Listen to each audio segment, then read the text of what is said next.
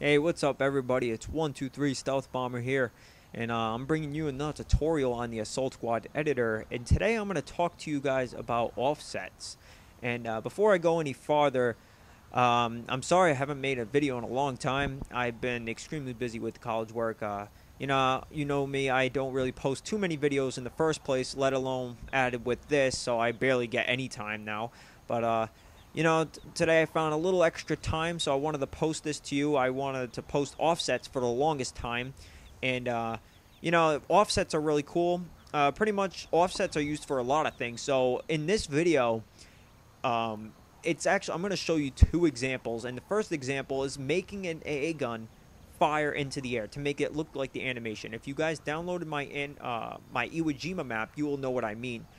For our second example, which I'll show later in the video, is how to make a level bomber, and that's going to be really cool, and I'll show you that later. So we're going to start off with the A gun. A lot of people don't know that you can actually make a unit fire into a specific spot without an enemy unit being fired upon. So pretty much what I'm saying is most people thought like making this animation was not possible, like firing into the air was not possible, but it is actually, and it's going to be helped with the done of the offset. Okay, so what we're going to start off with is I'm going to put the guys on the AA gun like I did, and I'm just going to give it one simple tag. All you need is one tag for this video, so you're all set. Okay, and then when you're done with that, you're going to head over to Waypoints.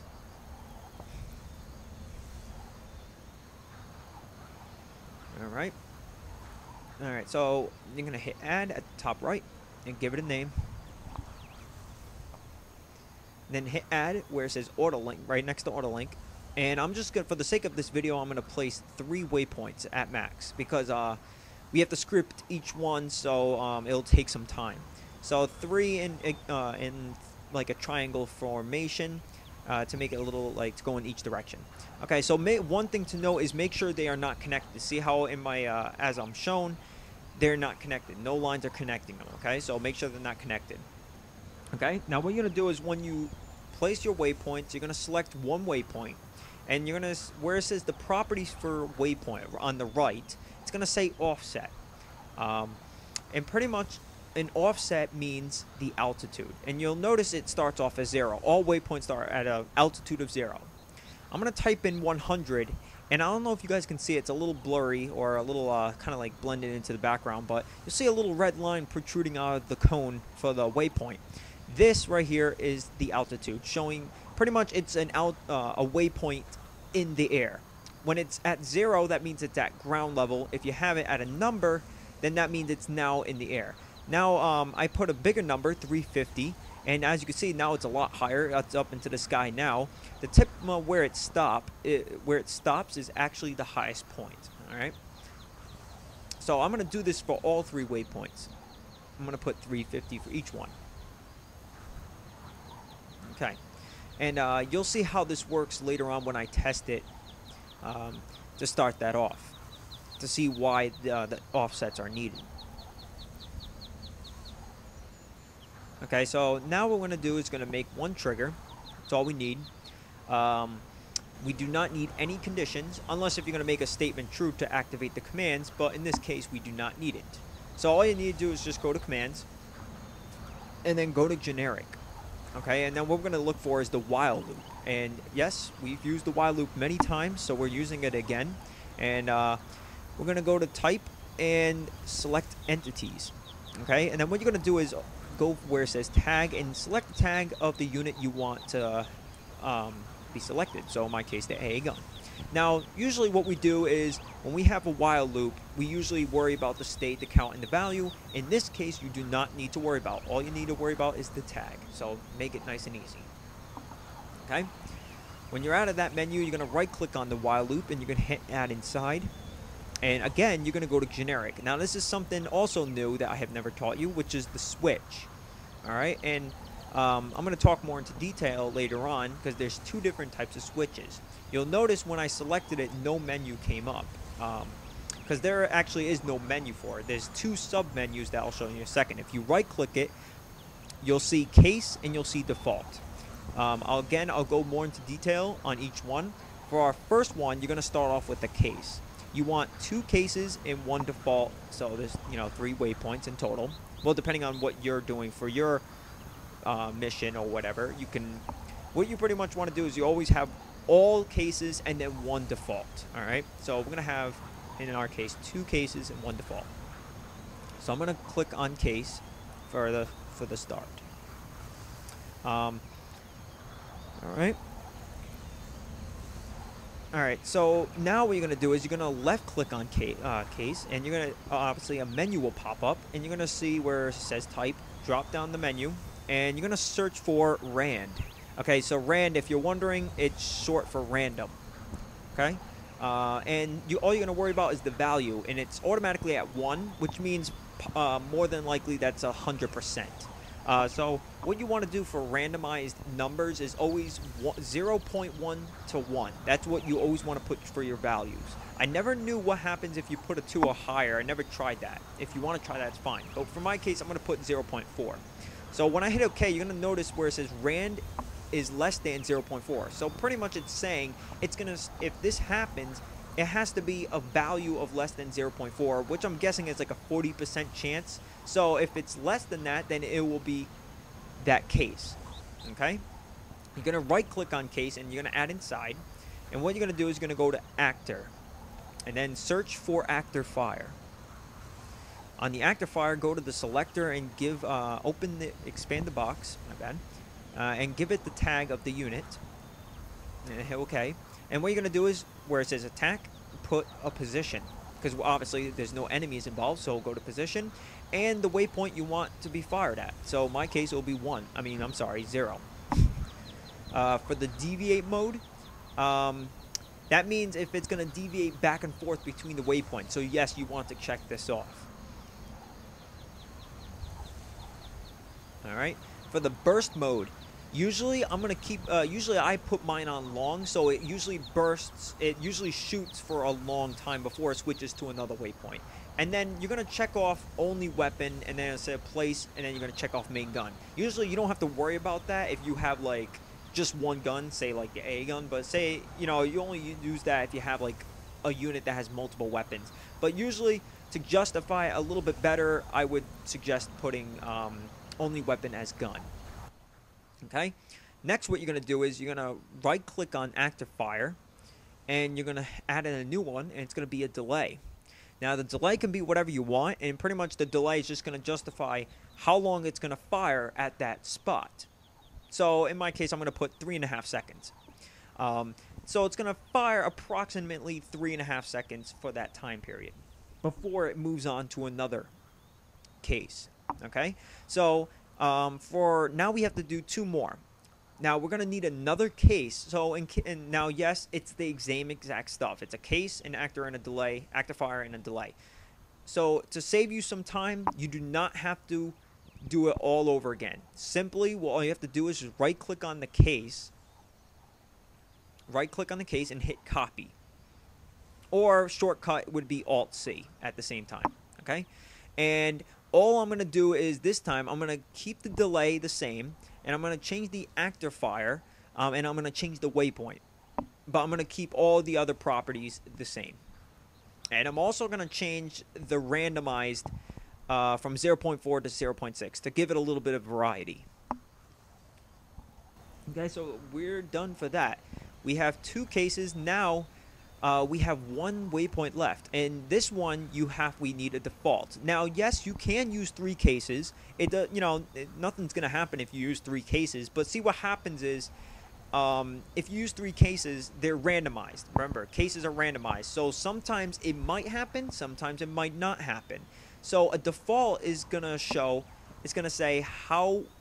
It's gonna say if the other ones don't happen, then this will always happen. A default means it's a definite, it will always happen.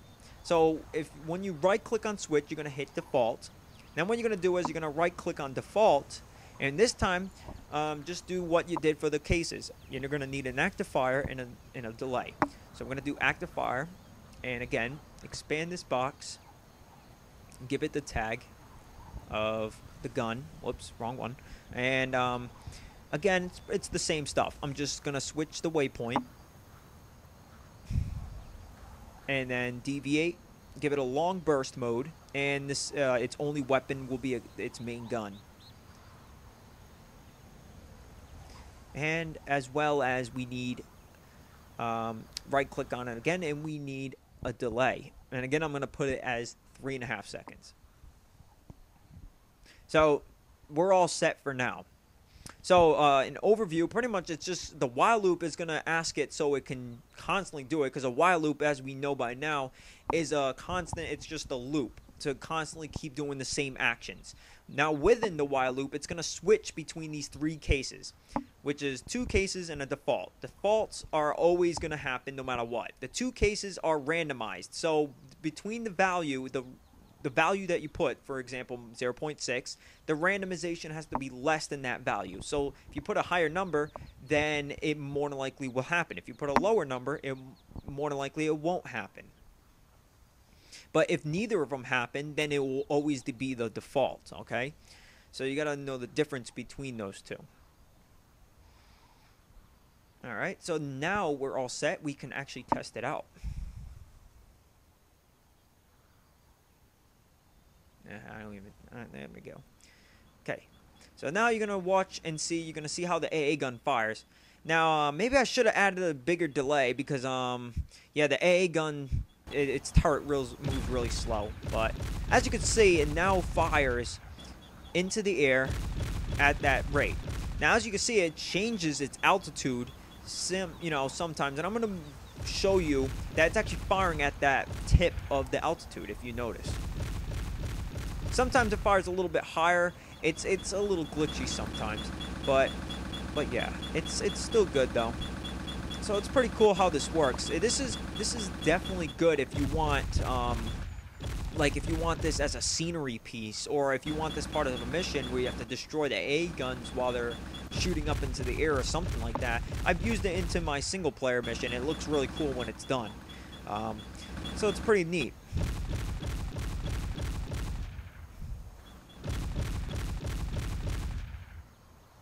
And obviously, it's not firing at any enemies because I have no enemies. So it's doing this just by firing at a position. It's firing at an altitude for a waypoint. That's all it's doing. Alright. Now I showed you one example. I want to show you another example. This example won't be as long, so this one's going to be really cool. I'm going to skip ahead. And we're gonna move on to level bombing. Okay, so some people have asked me, how do you do bombers? Okay, so how do you do a bomber? Well, bombers can be done with any unit. Actually, it does not have to be a specific aircraft. It could be even the Ju-52. That doesn't even have any weapons except machine guns. You could do it with that. What it's actually doing, you'll see how we do this later on. But the level bombing is actually just gonna be spawning bombs based on the altitude. Okay, so all we're going to do is we're going to use this aircraft as the level bomber. So I gave it a tag, and I'm going to change its current to airborne, from wheel to airborne, and I'm going to give it an altitude of about 25. Now what I'm going to do now is I'm going to start with some waypoints.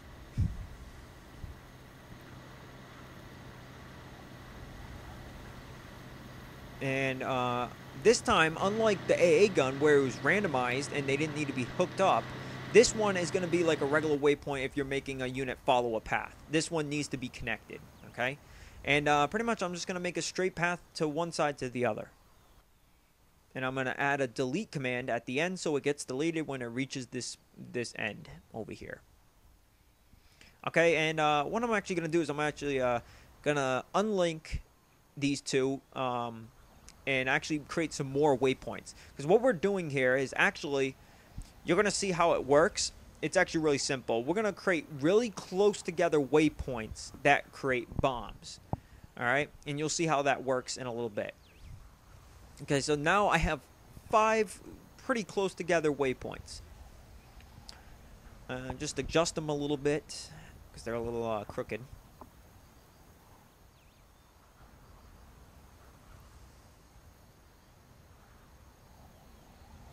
Alright, that's good enough. Okay, so now what we're going to do is we're going to go back and we're going to select a waypoint. And again, we're going to start off with the offset, just like what we did for the AA gun.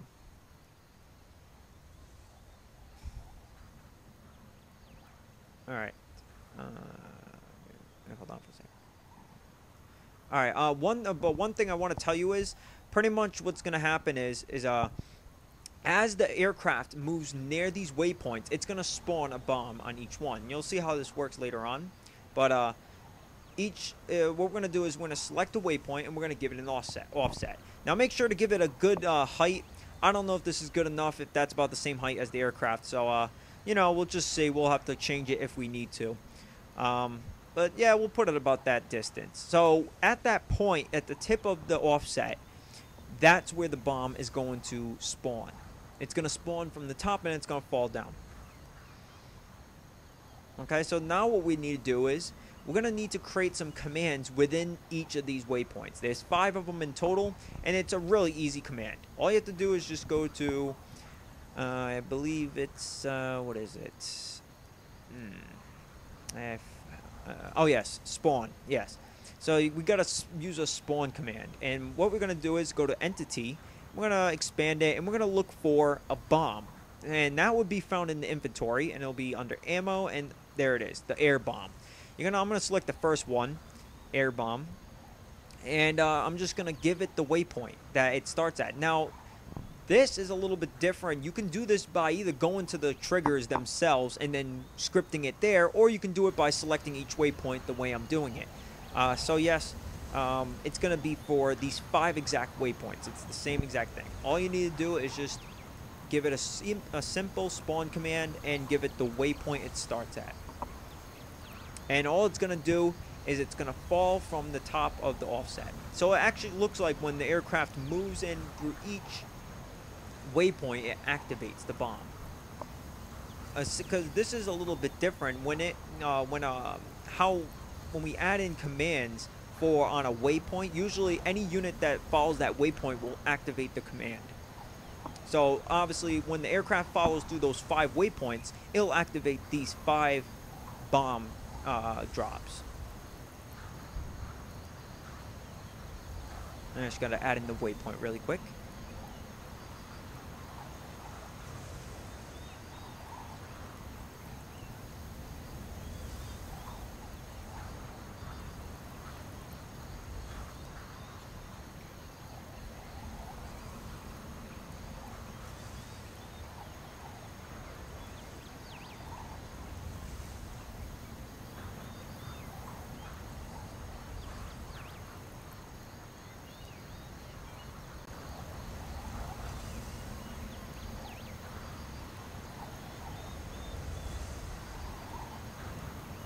Alright, so now what we're going to do is we're going to go over to our triggers really quickly. All we're going to do is just create one simple command. And that, if you're wondering, that is making the aircraft move. And all we need is a simple active the waypoint. Just go to the selector, expand it, give it the tag of the aircraft, and give it the waypoint it wants to start at and its approach. And you're all set. And we're all set. Now we can test this. Now you're gonna see how a level bomber works. It's not perfect, but it works somewhat. Makes it look cool. If you're wondering, it's not actually using its own bombs. See, I kind of missed it right there. But as you can see, it just drops 5 bombs as it was passing those 5 waypoints. 1 bomb per waypoint. I'm gonna redo that just to show you again because it kind of went a little quick. But yeah, that's how it works mainly. It's not too hard. Again, it's pretty cool how this works. This can definitely be helpful if you want to do like a level bombing of a city or something like that. I don't know. Be creative with this one. This one's really cool. Now, also, like I was mentioning before, with the changing of the radiuses, this is how you can make it more accurate. Because you've noticed how the bombs are going a little off center and stuff. Yes, if you change the radiuses smaller, that means it'll only land within the radius of each waypoint. Now, however, be warned, the smaller you get, yes, the more accurate of the bomb, but however, the more harder it'll make the unit, in case the aircraft, it'll make it harder for the aircraft to move. So if you make it like 50, the bomb will be pretty accurate, but sometimes the aircraft might miss the waypoint because it's too small and the aircraft is too big. So usually for aircraft, you want to have a radius of about 100 or larger. And as you can see, 100 works pretty good. It actually looks pretty accurate from that point. And, you know, worked out great. So, yeah, that's really about it for this. Obviously, I did not show you everything about offsets. There's, if you're wondering, offsets can also be used for making paratroopers. If the exact same thing I just showed you with the aircraft, instead of dropping bombs, you dropped paratroopers, and it works the same exact way. But that might be for another video another time. So, yeah, guys, that's really about it. I hope you guys enjoyed this video. If you liked it and you favored it, you know, comment, you know, all that stuff. If you have any questions, comments, put them down in the comments below. Check out my channel for more videos. If you need to email me or go on my Facebook like page for more information or anything like that. And so yeah, I'll see you guys next time.